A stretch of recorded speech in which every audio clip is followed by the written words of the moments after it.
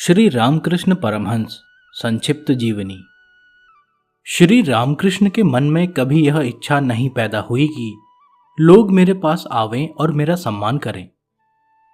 ख्याति और मान को वह सदैव घृणा की दृष्टि से देखते थे। निरअभिमान इतने थे कि जहां कहीं किसी अनुभवी महात्मा का आना सुनते, तुरंत उनके दर्शन के लिए स्वयं उनके स्थान पर चले जाते। एक बार काशी में एक ब्रह्मवेत्ता महात्मा का जिक्र सुन कुछ भेंट लेकर ठाकुर उनके दर्शन को गए और साधारण यात्रियों के भांति साष्टांग प्रणाम कर बैठ गए थे। इसी तरह कलकत्ते में भी जब कभी किसी महापुरुष की चर्चा सुनते तो उनसे मिलने जाया करते थे। एक दिन उन्होंने सुना कि दक्षिणेश्वर के समीप वेलघरिया में जयगोपाल सेन के बगीचे में ब्रह्म समाज के विख्यात नेता श्री केशव चंद्र सेन अपने शिष्यों के साथ आए हैं। यह सुनकर वह उनसे मिलने वहां गए। केशव चंद्र को अपने भक्तों के साथ बैठे देखकर ठाकुर उनके समीप जाकर उनकी मंडली में बैठ गए और कहने लगे कि मैंने सुना है कि आपने ब्रह्म साक्षात्कार किया है, इसलिए इसके संबंध में आपसे कुछ सुनने आया हूं। केशव बाबू उत्तर देने लगे। परस्पर बातचीत हो ही रही थी कि ठाकुर समाधिस्थ हो गए। समाधि खुलने पर लोगों ने देखा कि उनके मुख पर एक दिव्य ज्योति चमक रही है। इस घटना को देखकर सबको बड़ा आश्चर्य हुआ। अब ठाकुर के मुख से जो भगवत संबंधी अमृत वर्षा होने लगी, उसे सुन श्रोतागण मुग्ध हो गए।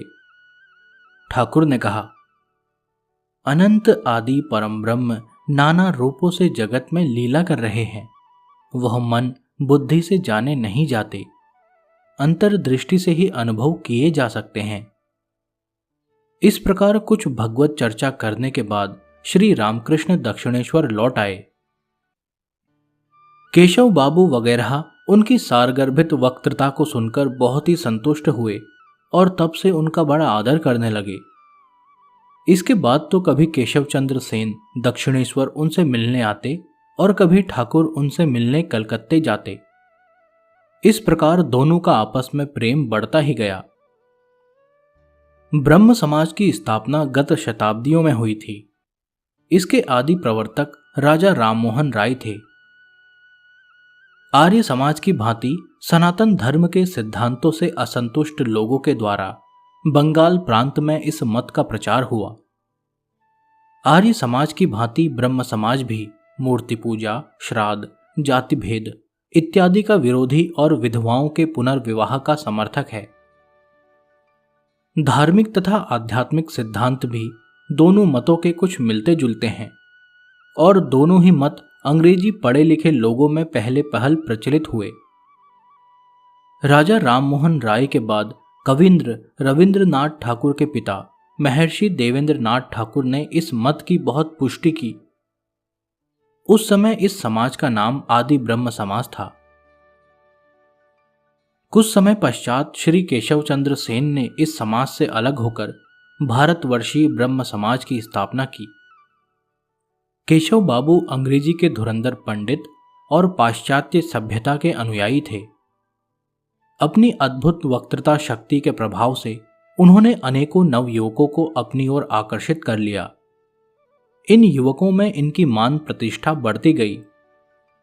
जब इन्होंने समाज के नियमों को तोड़कर अपनी लड़की का विवाह कूच विहार के राजा से कर दिया, तब बहुत से सभासद इससे असंतुष्ट होकर अलग हो गए और उन्होंने श्री विजय कृष्ण गोस्वामी के नेतृत्व में साधारण ब्रह्म समाज के नाम से एक नए समाज की स्थापना की। तत्पश्चात केशव बाबू ने अपने समाज का नाम नव विधान रख दिया। यह नव विधान पाश्चात्य सभ्यता से बहुत ही प्रभावित हुआ। इसका झुकाव बहुत कुछ पाश्चात्य सभ्यता की ओर ही है। आदि ब्रह्म समाज की स्थापना हिंदू धर्म के अनेक सिद्धांतों को मानते हुए कुछ सिद्धांतों में मतभेद के कारण हुई थी, परंतु नव विधान के सिद्धांत हिंदू धर्म से बहुत भिन्न हैं। साधारण ब्रह्म समाज इन दोनों मतावलंबियों के विचार में मध्य श्रेणी का है। श्री केशव चंद्र सेन और उनके शिष्यों से श्री रामकृष्ण का परिचय संसार के कल्याण के लिए बड़े ही महत्व का हुआ। ठाकुर के सत्संग से उन लोगों के विचारों में बहुत कुछ परिवर्तन हुआ। वह बुद्धदेव, श्री चैतन्य, ईसा आदि में समान भाव से श्रद्धा करने लगे और ठाकुर के सत्संग से ब्रह्म समाज में भगवान की शक्ति का मात्र भाव से चिंतन करना आरंभ हुआ। इनके प्रभाव से नव विधान समाज का झुकाव ईसाई मत की ओर से घटता गया। सबसे अधिक महत्व की बात तो यह हुई कि इसी समाज के एक प्रभावशाली नव युवक नरेंद्र नाथ दत्त का ठाकुर से संबंध हो गया। यह होनहार युवक श्री रामकृष्ण की ओर दिनों दिन आकर्षित होता गया और अंत में उनके मुख्य शिष्यों में से प्रधान शिष्य हुआ, जो जगत विख्यात स्वामी विवेकानंद के नाम से प्रसिद्ध है।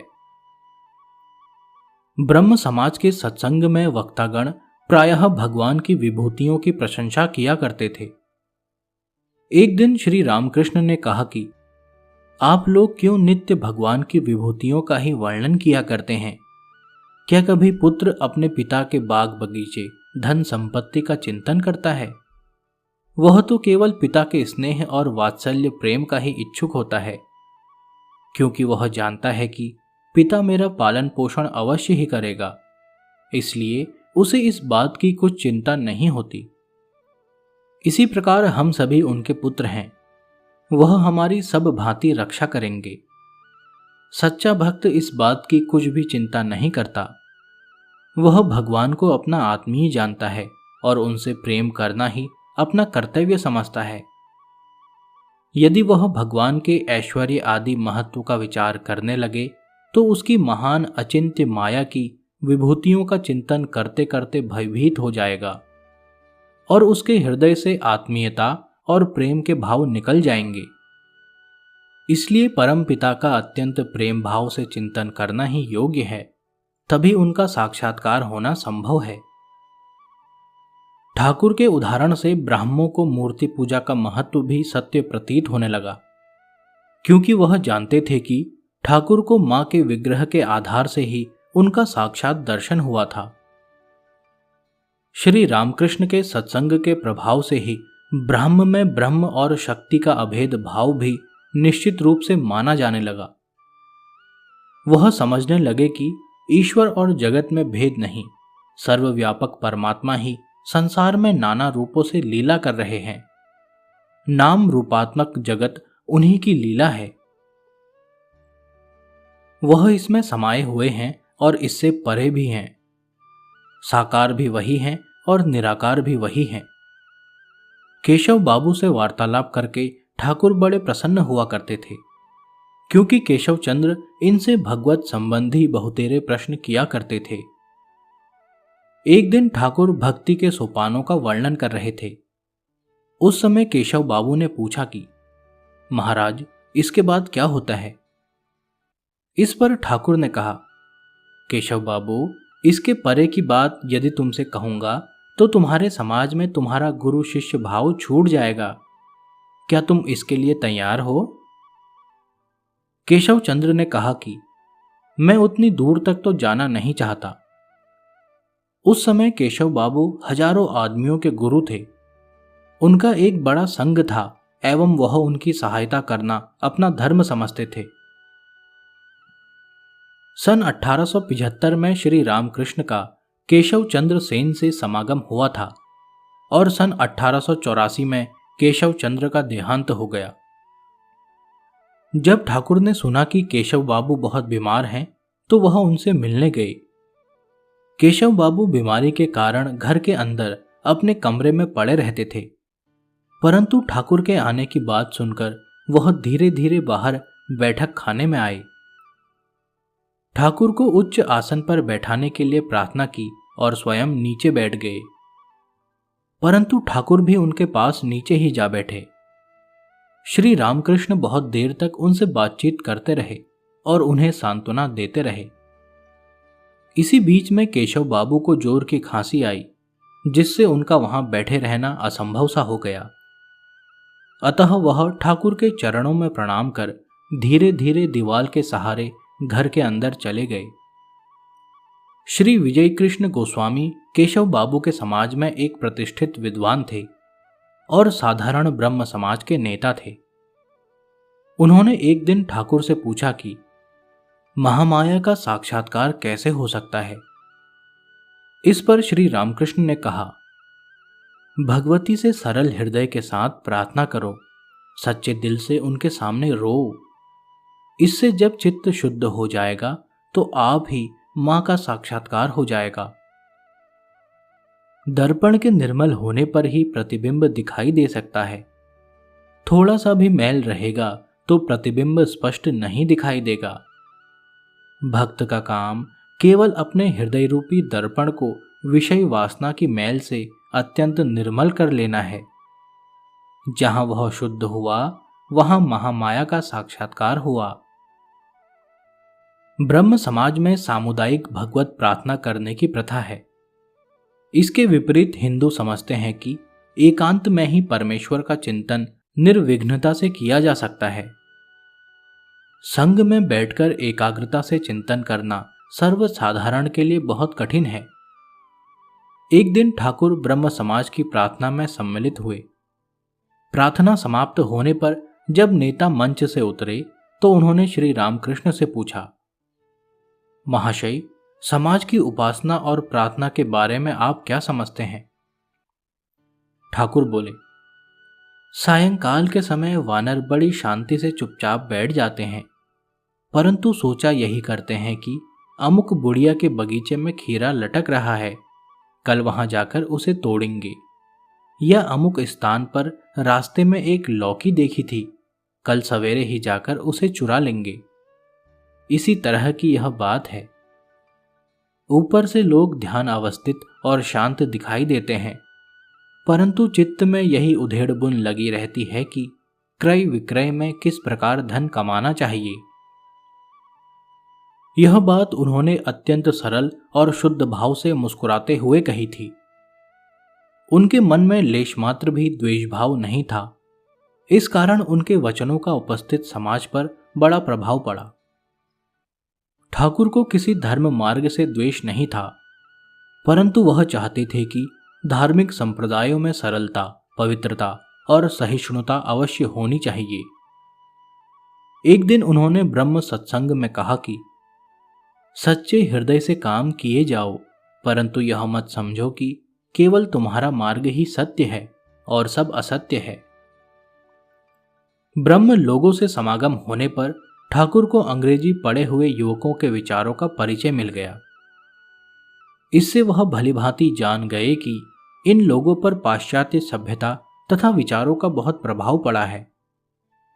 श्री रामकृष्ण स्वयं प्राचीन भारतीय वातावरण में ही पले थे, वैसी ही शिक्षा पाई थी और महान कठिन साधनाओं में युवा अवस्था बिताई थी। इस कारण वह पाश्चात्य विचारों से नितांत अनभिज्ञ थे।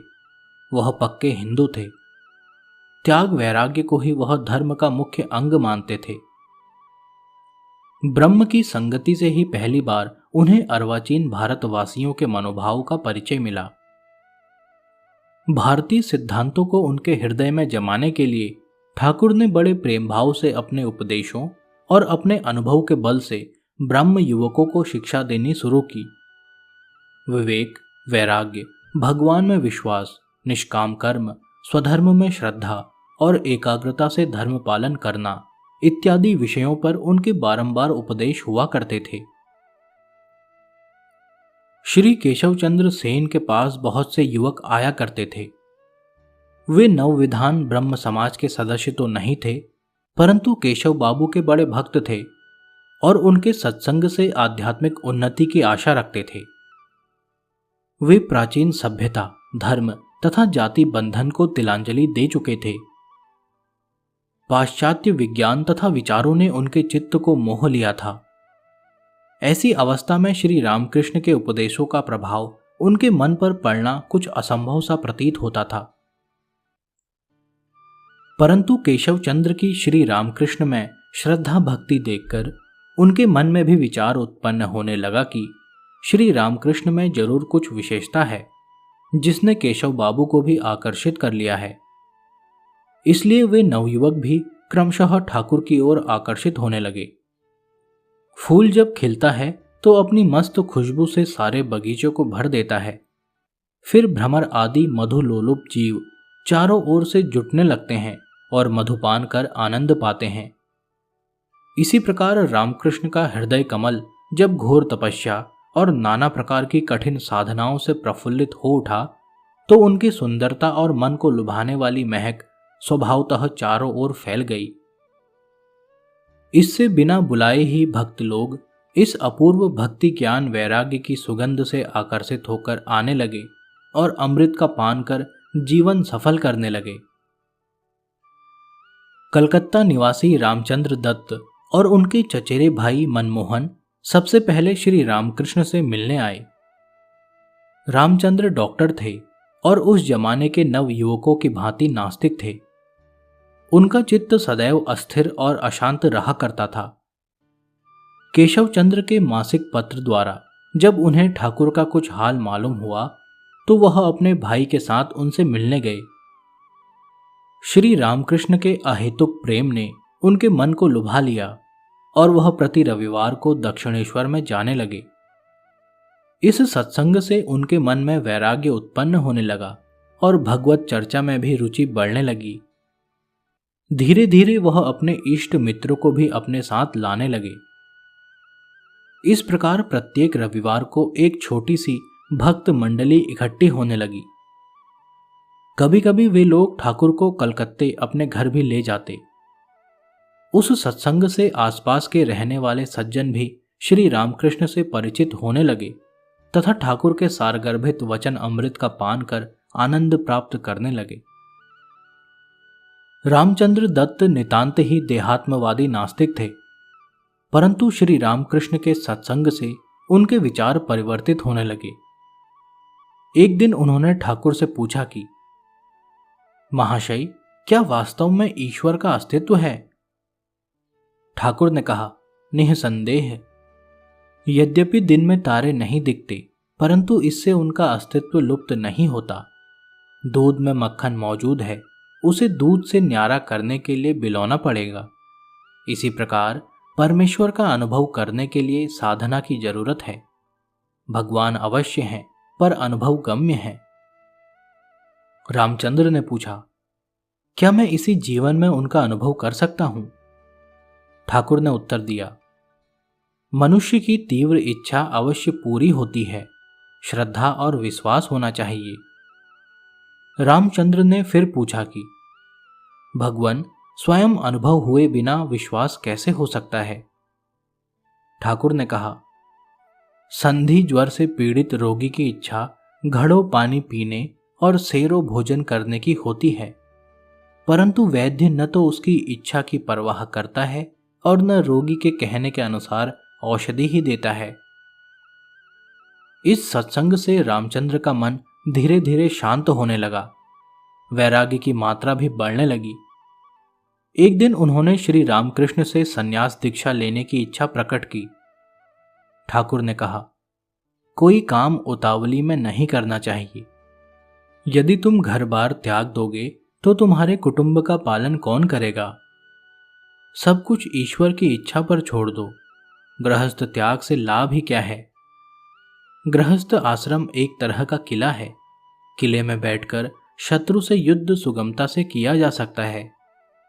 जब तुम्हारा मन 3/4 ईश्वर में लग जाएगा तब संन्यास के अधिकारी बनोगे। एक दिन संध्या समय रामचंद्र दक्षिणेश्वर आए। ठाकुर रात के 10 बजे तक उन्हें उपदेश देते रहे। तत्पश्चात रामचंद्र जाने लगे, परंतु घर के बाहर जाकर खड़े रह गए। कुछ देर में ठाकुर वहां जा पहुंचे और रामचंद्र को वहां खड़े देखकर बोले, अब क्या चाहते हो? रामचंद्र स्तंभित हो गए और सोचने लगे कि द्रव्य, ऐश्वर्य, सिद्धि आदि सब पदार्थ तुच्छ हैं, क्या मांगूं? प्रेम पूर्ण हृदय से कहने लगे, भगवान, मैं नहीं जानता कि क्या मांगूं, सब कुछ आपकी इच्छा पर छोड़ता हूं। ठाकुर ने कहा, मैंने तुझे स्वप्न में जो मंत्र दिया था वह मुझे वापस दे दे। रामचंद्र ने ऐसा ही किया और वह उनके चरणों पर गिर गए। श्री रामकृष्ण ने अपने पैर का अंगूठा उनके सिर से छुआ दिया। वह अचेत हो कितनी ही देर वहीं पड़े रहे, फिर उठ खड़े हुए। यदि कुछ देखने की इच्छा है तो मेरी ओर देखो। रामचंद्र ने उनकी ओर देखा तो उनमें साक्षात अपने इष्ट देव का दर्शन किया। ठाकुर ने कहा, अब तुझे कोई साधना करने की जरूरत नहीं, केवल कभी कभी यहां आ जाया करना और 1 पैसे की कुछ भेंट लेते आया करना। रामचंद्र दत्त का एक सुरेंद्र नामक मित्र था। वह भी अविश्वासी युवक था। एक दिन वह सुरेंद्र को भी अपने साथ ले गए। श्री रामकृष्ण उस समय एक सज्जन से कह रहे थे, मनुष्य बंदर के बच्चे की तरह क्यों व्यवहार करता है, बिल्ली के बच्चे की भांति बर्ताव क्यों नहीं करता। बंदर का बच्चा अपने पुरुषार्थ से कूदकर मां की पीठ पर जा बैठता है, कभी मां के उछलने पर गिर भी पड़ता है और वही मां को पकड़े भी रहता है। परंतु बिल्ली का बच्चा कुछ नहीं करता। जब उसकी मां उसे कहीं ले जाना चाहती है तो उसकी गर्दन मुंह से पकड़कर इच्छा अनुसार जहां चाहती है ले जाती है। इससे उसके गिरने की कुछ भी संभावना नहीं रहती। स्वयं पुरुषार्थ करने में और आत्मसमर्पण में यही भेद है। इस बात का सुरेंद्र के मन पर बहुत प्रभाव पड़ा। तब से वह जगदीश्वरी भगवती की अनन्य शरण हो गया, जिससे उसका मन शांत और शक्ति संपन्न होने लगा। अब उसे श्री रामकृष्ण में श्रद्धा हो गई और प्रति रविवार को वह भी उनके पास जाने लगा। कभी कभी सुरेंद्र का मन विषयों की तरफ झुक जाता था। उस समय वह लज्जा से ठाकुर के सामने जाने से झिझकता और वहां जाना बंद कर देता। एक बार जब ठाकुर ने किसी से उसके न आने का कारण पूछा तो मालूम हुआ कि वह फिर कुसंग में पड़ गया है। यह जानकर उन्होंने कहा कि उसमें अभी विषय इच्छा बाकी है, कुछ समय तक भोग करके अपनी इच्छा पूरी कर लेने के बाद वह आप ही शुद्ध हो जाएगा। कई दिन पीछे वह श्री रामकृष्ण के पास आया और चुपके से दूर कोने में जा बैठा। ठाकुर ने उसे देख लिया। उन्होंने उसको प्यार से अपने पास बैठने को कहा और फिर वह कुछ अर्ध बाह्य ज्ञान की अवस्था में कहने लगे, जब कोई अपवित्र और अनुचित जगह जाना हो तो भगवती मां को क्यों नहीं अपने साथ ले लिया जाए। इससे मनुष्य बहुत से कुकर्मों से बच सकता है। इस वाक्य से सुरेंद्र को कुमार्ग से बचने का एक नया उपाय मिल गया। तब से दोनों का परस्पर प्रेम बढ़ने लगा। ठाकुर भी कभी कभी उसके घर चले जाते। अब सुरेंद्र ठाकुर के अंतरंग भक्तों में गिना जाने लगा। वह अपना धन ठाकुर की सेवा में खर्च करने में अपना सौभाग्य समझता था और जब कभी भक्त मंडली रात दिन दक्षिणेश्वर में रहने लगती तो वह उसके खर्च का सारा भार स्वयं अपने ऊपर ले लेता था। सुरेंद्र को मदिरा पीने की लत थी और वह उससे नहीं छूटती थी। उसके मित्र उसे बहुतेरा समझाते, परंतु उस पर कुछ भी असर न होता था। वह शक्ति का उपासक था, इस कारण वह मदिरा को बुरा भी नहीं समझता था। वह यह भी कहा करता था कि ठाकुर जानते हैं कि मैं मदिरा पीता हूं, यदि वह कहेंगे तो मैं तुरंत छोड़ दूंगा। रामदत्त उसे एक दिन दक्षिणेश्वर ले गए। सुरेंद्र ने कहा, तुम मदिरा का कुछ जिक्र न छेड़ना, यदि वह स्वयं मुझे मना करेंगे तो मैं फौरन छोड़ दूंगा। जैसे ही वे ठाकुर के पास पहुंचे वैसे ही उन्होंने कहा, सुरेश, ठाकुर उसे इसी नाम से पुकारते थे, तू मदिरा को मदिरा जानकर क्यों पीता है? भगवती को समर्पण कर पीछे से उनका प्रसाद पान किया कर, परंतु इतना न पी कि पागल हो जाए। पहले तुझे मामूली उत्तेजना का अनुभव होगा, फिर आध्यात्मिक आनंद का भान होने लगेगा। वह ऐसा ही करने लगा। इससे उसके हृदय में दिनों दिन प्रेम भक्ति बढ़ने लगी। वह सदैव मां के ही चिंतन में रहने लगा। कभी कभी तो वह ध्यान में बेसुध हो जाया करता था। मदिरा का बुरा असर उस पर कुछ न हुआ और अंत में मदिरा छूट ही गई। लाटू बिहार प्रांत के छपरा जिले का रहने वाला एक युवक था। वह कलकत्ते में आजीविका ढूंढने आया था और रामचंद्र दत्त के यहाँ नौकर हो गया था। कुछ दिनों बाद उसने श्री रामकृष्ण का नाम सुना। उनसे मिलने की तीव्र इच्छा होने के कारण वह एक दिन दक्षिणेश्वर गया। ठाकुर ने उससे बड़े प्रेम से बातचीत की और कुछ प्रसाद भी दिया। लाटू ठाकुर के प्रेम व्यवहार से बड़ा ही प्रसन्न हुआ। विदा होते समय ठाकुर ने उसे फिर आने को कहा।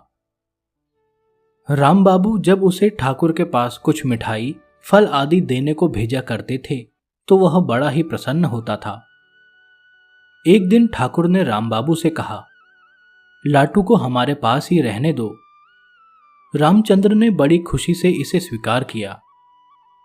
श्री रामकृष्ण ने पहली मुलाकात में ही उसकी धार्मिक भावना को पहचान लिया था। इसीलिए वह चाहते थे कि वह मेरे पास रहकर आध्यात्मिक उन्नति करे।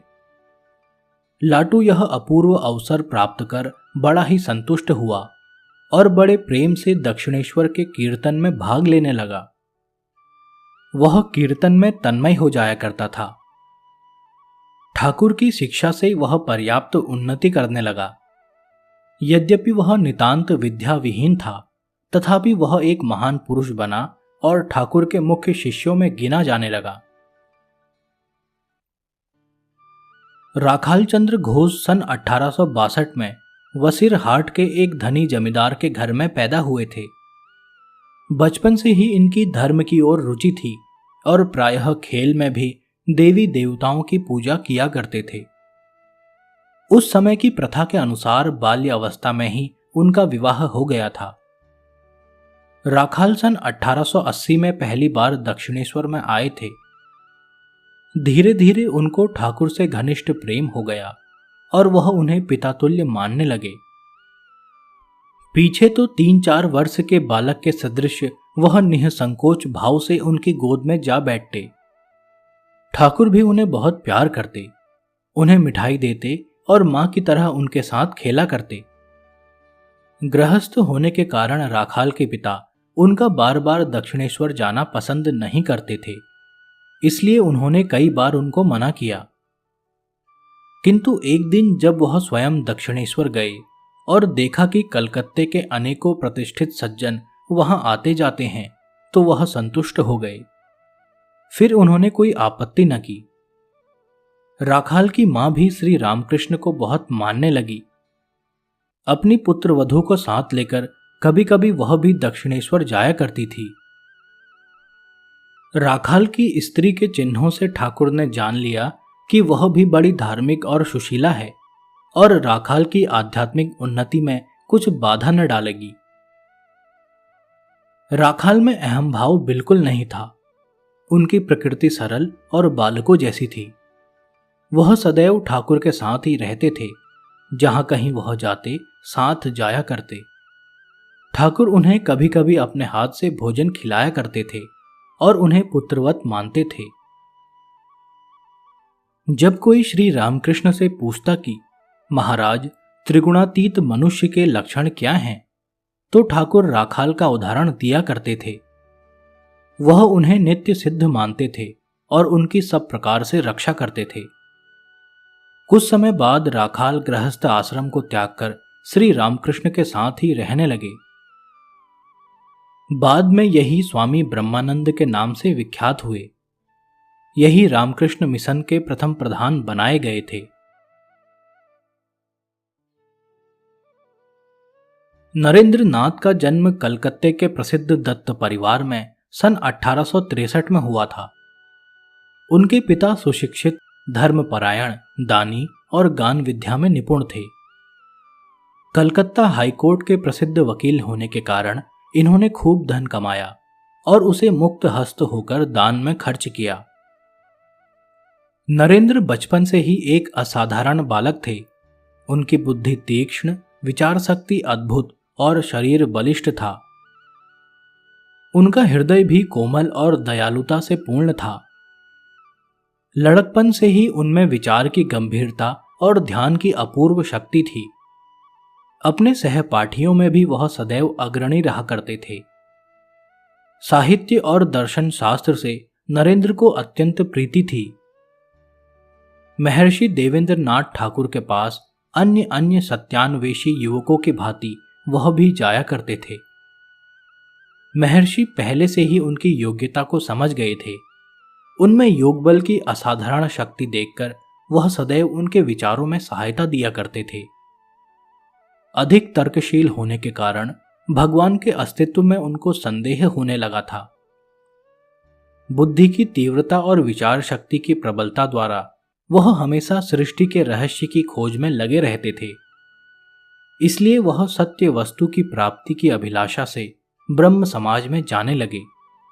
परंतु वहां भी उन्हें निराशा ही हुई, क्योंकि जब उन्होंने महर्षि से पूछा कि महाशय, क्या आपने भगवान का साक्षात्कार किया है, तो उन्हें उनसे स्पष्ट और निसंदिग्ध उत्तर नहीं मिला। इन्हीं दिनों कलकत्ते के एक सज्जन के घर सन 1880 के नवंबर मास में नरेंद्र की परमहंस श्री रामकृष्ण से भेंट हुई। ठाकुर ने उन होनहार युवक की आकृति देखकर ही उनकी असाधारण योग्यता को ताड़ लिया। इसलिए श्री रामकृष्ण परमहंस ने नरेंद्र नाथ को दक्षिणेश्वर आने को कहा। इन्हीं दिनों नरेंद्र ने FA पास किया था। पिता उनके विवाह की कोशिश करने लगे, परंतु नरेंद्र के हठ के कारण वह सफल न हो सके। एक दिन एक मित्र ने कहा, नरेंद्र, तुम बिल्कुल नास्तिक हो, मेरे साथ दक्षिणेश्वर चलो, वहां एक परमहंस रहते हैं, वह तुम्हारी सारी शंकाओं का पूरी तरह से समाधान कर सकेंगे। नरेंद्र ने उसके साथ दक्षिणेश्वर पहुंचकर देखा कि एक पागल सा आदमी बैठा है। ठाकुर ने प्रेम के साथ उन्हें बैठने को कहा और पूछा, क्या तुम कुछ गाना बजाना जानते हो? नरेंद्र ने बड़े ही मधुर स्वर में ठाकुर को 2-3 पद सुनाए। उनके मित्र ने ठाकुर से कहा कि महाराज, यह घोर नास्तिक और देहात्मवादी है। ठाकुर ने कहा, नास्तिक भाव अच्छा नहीं। इस पर नरेंद्र ने ठाकुर से कहा, महाशय, क्या आपने कभी परमेश्वर को देखा है? ठाकुर ने दृढ़ता से कहा, हां, देखा है। इस आशातीत स्पष्ट उत्तर को सुन नरेंद्र बोले, क्या आप मुझे भी भगवान को दिखा सकते हैं? श्री रामकृष्ण ने कहा, हां, दिखा सकता हूं, कल अकेले ही यहां आओ। नरेंद्र ने इसे स्वीकार किया। यद्यपि नरेंद्र को विश्वास नहीं था कि ठाकुर भगवान को दिखा सकेंगे, तथापि वह कौतूहलवश दूसरे दिन वहां पहुंचे। जाकर देखते हैं कि ठाकुर तख्त पर बैठे किसी से कुछ बातचीत सी कर रहे हैं, परंतु वहां दूसरा कोई व्यक्ति नहीं है। नरेंद्र ने समझा कि अवश्य ही यह कोई पागल है। वह उनसे कुछ दूर पर जा बैठे। ठाकुर ने उन्हें पास बैठने को कहा, तब वह तख्त के पास जाकर बैठ गए। श्री रामकृष्ण ने जरा झुककर उनके हृदय को स्पर्श कर दिया। उस समय की दशा का हाल नरेंद्र पीछे इस तरह कहा करते थे।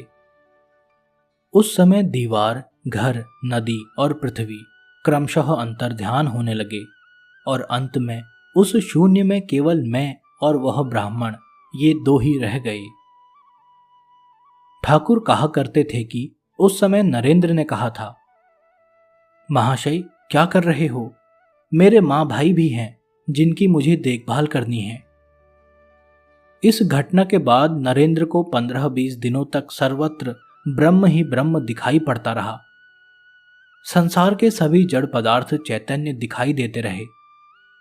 इस घटना से उसे यह निश्चय हो गया कि यह ब्राह्मण कोई साधारण मनुष्य नहीं है। ठाकुर को इस 19 वर्ष के युवक से अत्यंत प्रीति बढ़ गई।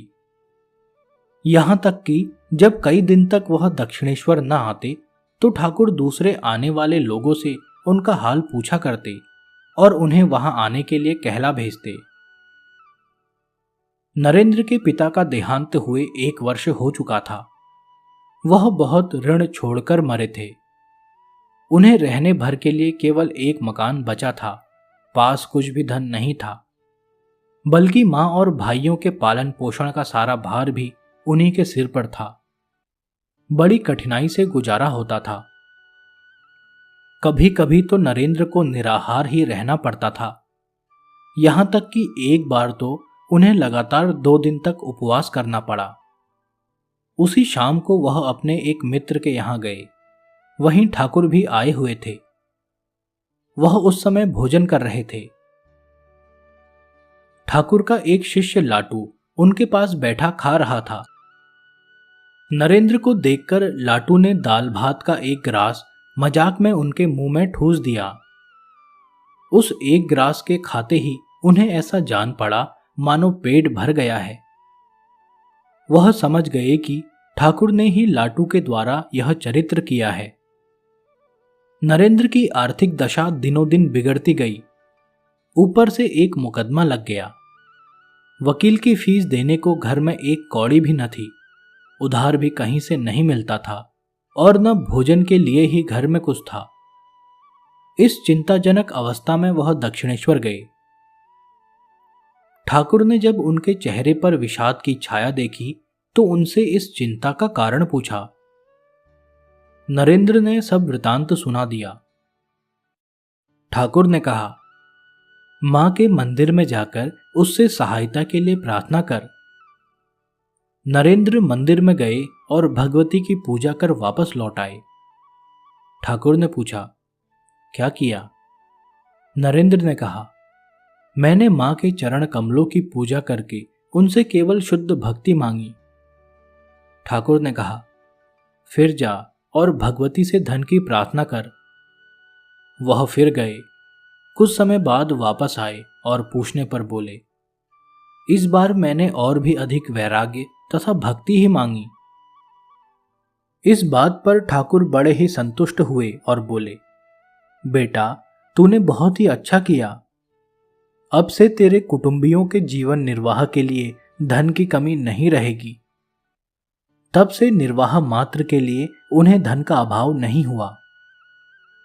नरेंद्र के चित्त में उदारता, निस्वार्थता और दूसरों के साथ सहानुभूति का भाव बहुत ज्यादा था। वह जब किसी वस्त्रहीन भिखारी को गली में मांगते देखते तो ऊपर जाकर मां की अच्छी से अच्छी साड़ी लाकर उसे दे देते। सहिष्णुता भी इतनी तीव्र थी कि यदि किसी से कोई दोष हो जाता तो यही कहते कि भूल करते करते ही हम अपने जीवन को उन्नत बना सकते हैं। शशि महाराज नरेंद्र के गुरु भाई कहा करते थे कि एक दिन नरेंद्र हट से मुझे अपने घर ले गए। उनकी मां ने उनके लिए भोजन बना रखा था। मुझे बिना ही बतलाए उन्होंने अपना भोजन मुझे परोस दिया और स्वयं निराहार रह गए। सोने के समय रात को उन्होंने अपने मसहरी वाले बिछौने पर मुझे सुला दिया। मुझे तो लेटते ही नींद आ गई। प्रातःकाल जब मेरी आंखें खुली तो मैंने उन्हें निरी जमीन पर सोए पाया। नरेंद्र जब कॉलेज में पढ़ते थे तब दिन उनका पढ़ने में लगता और रात ध्यान में बीतती। इससे उनके सिर में ऐसी पीड़ा हुई जिससे कई महीनों तक उन्होंने बिछौने पर पड़े पड़े बड़ी बेचैनी में दिन काटे। जब ठाकुर ने सुना तो स्वयं कलकत्ते नरेंद्र के घर के निकट एक भक्त के घर गए और नरेंद्र को बुला भेजा। जाने वाले ने उनकी दशा देखकर वापस आ ठाकुर से कहा, नरेंद्र तो चारपाई से उठ ही नहीं सकता। ठाकुर ने कहा, उसे यहां आने को कहो, वह चला आएगा। नरेंद्र संदेश पाते ही चले आए। ठाकुर ने बड़े प्रेम से उनके सिर पर हाथ फेरा और कहा, बेटा, क्या तेरे सिर में दर्द है? उसी वक्त उनका दर्द चला गया। श्री रामकृष्ण कहा करते थे, सब शिष्यों में से नरेंद्र ही मुझे पूरी तरह से पहचान सकेगा। कभी कभी नरेंद्र को जब ठाकुर के विषय में संशय आ घेरता तो वह बहुत रोते। ठाकुर सदैव उन्हें आश्वासन दिया करते थे। धीरे धीरे अन्य युवक भी श्री रामकृष्ण के पास आने लगे। केशव चंद्र के अनुयायियों में से कई युवक आए। शशि, शरत, योगेन और तारक भी उसी समाज के सदस्य थे। नरेंद्र आदि नव युवकों की भांति ये भी ठाकुर के अद्भुत गुणों से आकर्षित हो उनके अंतरंग भक्तों में शामिल हो गए। गोपाल दादा व्यापारी थे। अन्य शिष्यों से आयु में वह बहुत बड़े थे। धर्म पत्नी के देहांत हो जाने के कारण मन की वेदना को दूर करने के निमित्त वह ठाकुर के पास आए थे और उन्हीं के होकर रह गए। राखाल के सहपाठी बाबूराम, हरि, गंगाधर, काली, तुलसी, सुबोध, निरंजन आदि एक दूसरे के मित्र और समवयस्क थे। ये सब एक एक करके ठाकुर के पास आने लगे और अपना जन्म सफल करने लगे। इन सब शिष्यों में से थोड़े से दक्षिणेश्वर में रहते थे, बाकी अपने अपने घरों पर रहा करते थे और अवकाश मिलने पर ठाकुर के पास आते जाते रहते थे। इनमें से बहुत से कॉलेजों में पढ़ते थे। इनके पिता इनके दक्षिणेश्वर जाने से अप्रसन्न रहते थे, क्योंकि इन लोगों का मन वहां जाने से विद्या अध्ययन की ओर से हटने लगा, जिससे कई लड़के तो परीक्षा में उत्तीर्ण ही न हो सके। ठाकुर के देहावसान के बाद इन्होंने विद्या अध्ययन की कमी को पूरा कर लिया। ठाकुर ने स्वयं किसी को संन्यास दीक्षा नहीं दी थी। उन्होंने इन युवकों के मन को भगवान की ओर लगाकर सीधे मार्ग पर चला दिया, जिससे दिनों दिन उनकी आत्म उन्नति होती गई। ठाकुर के समाधिस्थ होने के पश्चात नरेंद्र ने सबको संन्यास दिया और वही सबके नायक बने। यही नरेंद्र दिग्विजयी, वेदांत केसरी, स्वामी विवेकानंद के नाम से संसार में विख्यात हुए। महेंद्र नाथ ब्रह्म समाज के अनुयायी थे और कलकत्ते में विद्यासागर हाई स्कूल के हेडमास्टर थे।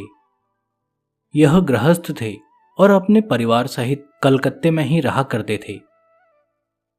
मार्च सन 1882 में अकस्मात ठाकुर से इनकी भेंट हुई। रानी रासमणी के बगीचे में घूमते घूमते इन्होंने ठाकुर को कमरे में बैठे देखा। यह वहां गए और उनको प्रणाम कर बैठ गए। बातें करते करते श्री रामकृष्ण ने पूछा, भगवान की साकार तथा निराकार अवस्थाओं में से तुम्हें कौन सी अच्छी लगती है? महेंद्र बाबू ने कहा, निराकार। ठाकुर ने कहा, एक आदर्श पर दृढ़ता से चले जाना श्रेष्ठ है।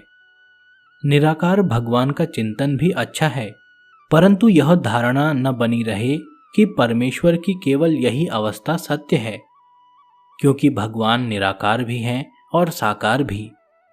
तुम्हें जो प्रिय हो उसी पर आरूढ़ रहो।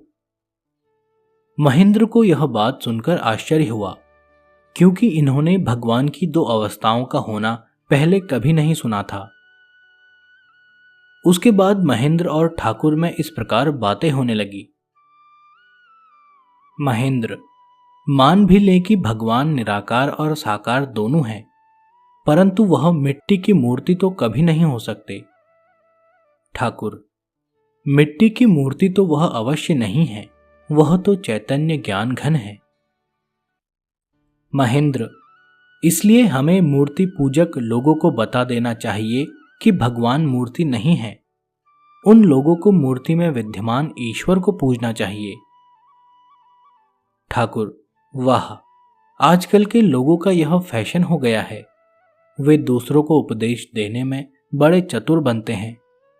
पहले स्वयं अपने को उपदेश दो, पीछे दूसरों को सिखाओ। भगवान ने ही यह सारी सृष्टि उत्पन्न की है। यह सब उन्हीं की विभूति है। वही इस चराचर जगत के रक्षक तथा शिक्षक हैं। उन्होंने प्रजा के लिए यह सब कुछ रचा है। वह सबके अंतर्यामी हैं। यदि मनुष्य मूर्ति को पूजते हैं तो क्या वह उनके हृदय के भाव को नहीं जानते कि वह उन्हीं की आराधना करते हैं? तुम दूसरों की चिंता न करो, अपनी चिंता करो। भक्ति और ज्ञान प्राप्त करने की कोशिश करो। ठाकुर के इन वचनों से महेंद्र का हृदय जागृत हो उठा और उनका दूसरों को शिक्षा देने का घमंड नष्ट हो गया।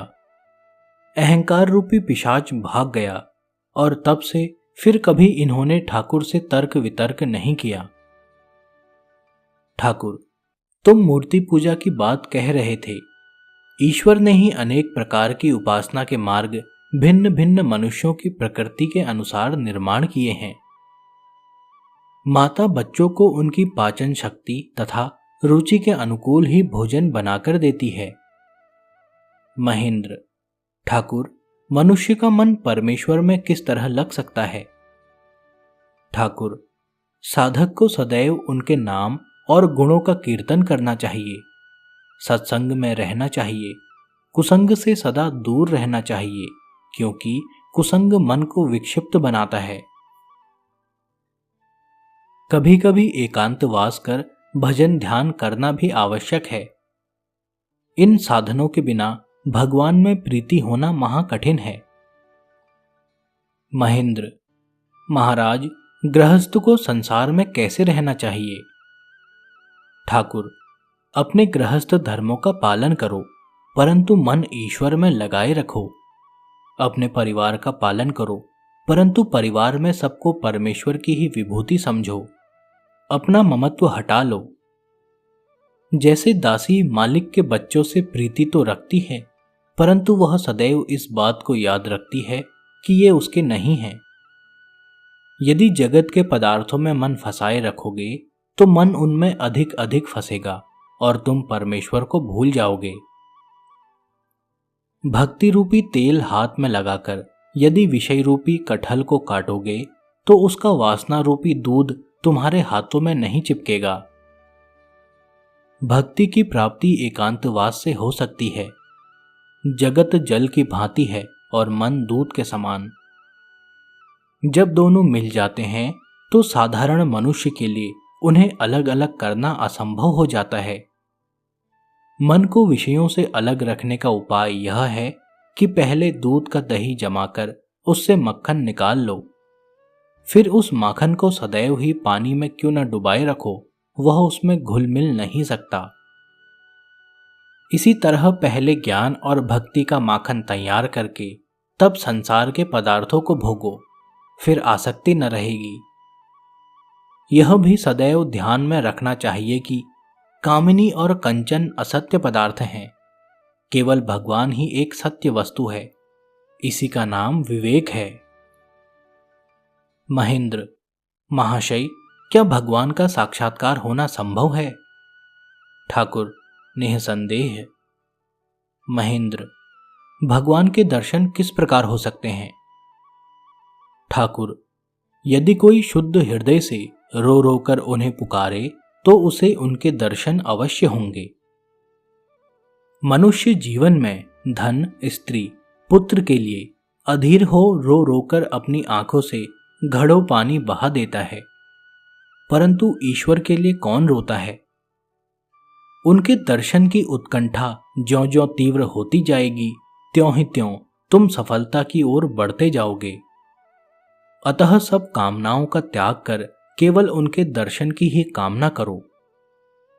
सब सांसारिक पदार्थों की लालसा छोड़कर उनसे मिलने की ही लालसा रखो, तब उनके दर्शन होंगे। ठाकुर के इस वचन अमृत को सुनकर महेंद्र का हृदय शांत और संतुष्ट हो गया। वह घर जाकर उनका ही चिंतन करते रहे। श्री रामकृष्ण से मिलकर महेंद्र को जो आनंद मिला, उससे उन्हें उनसे मिलने की उत्कंठा बढ़ती गई और समय समय पर वह उनके पास जाने लगे। कलकत्ते में भी जब कभी वह ठाकुर के आने की खबर पाते, अवश्य वहां जाते। अब वह ठाकुर के अंतरंग शिष्यों में शामिल हो गए। ठाकुर भी उनके साथ बड़े प्रेम का बर्ताव करने लगे। महेंद्र ने उनके वचनों को लिखना आरंभ कर दिया। सत्संग में ठाकुर जो कुछ कहते उसको वह लिख लिया करते थे। इन्हीं महानुभावों के परिश्रम और दूरदर्शिता का फल है कि आज असंख्य मनुष्यों को ठाकुर की आध्यात्मिक वाणी का लाभ प्राप्त हो रहा है। श्री रामकृष्ण कथामृत नाम की बंगला भाषा की पुस्तकें 4 जिल्दों में इस समय प्राप्य हैं तथा उन्हीं का भावार्थ कुछ संक्षेप में 2 जिल्दों में अंग्रेजी भाषा में भी छपा हुआ है। जिसका नाम गॉस्पेल ऑफ श्री रामकृष्णा है।